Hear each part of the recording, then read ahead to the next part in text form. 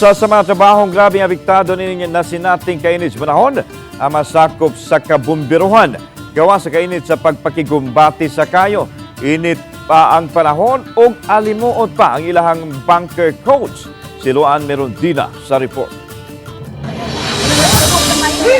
Ning nakalabayng mga simana, sunod-sunod nga mga insidente sa sunog ang nasinati.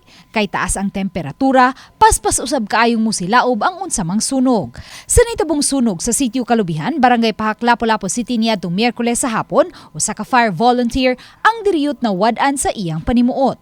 Dulan sa usa ka tuig ng fire volunteer ang 52 anyos nga si Rogelio Agosto Jr. sa Maribago Fire Brigade, apan niadtong higayuna lang siya nakasinati nga daw nalipong siya. Pag buntar sa hus niya, balik na po dagan niya. Pag abot ito, pag pakigbugno na ginamo sa kayo, grabe naging inita na nuod diri sa kong PPE.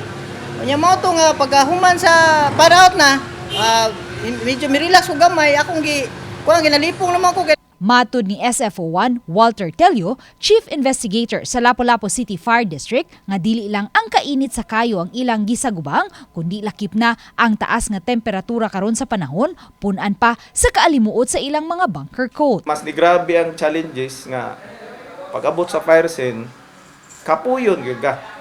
Posible gyud kang kapuyon. Mo na ang uban, ang mga fire truck na sila kanang gibit-bit daan nga tubig nga kanang bottle. Ug aron makasugakod, kanunay silang moinom og tubig. Tubig inom. Ya pag kapoy paway. Di pugson lawas Relax. Sa Pigasbahin, unom ka mga sakop sa Lapu-Lapu City Fire District nga mga registered nurse ang ipaubos sa basic life support training sukad gahapon hangtod karong adlaw. Kabahin kini sa pagpangandam sa pag-activate unya sa emergency medical service sa Lapu-Lapu City Fire District sunod buwan.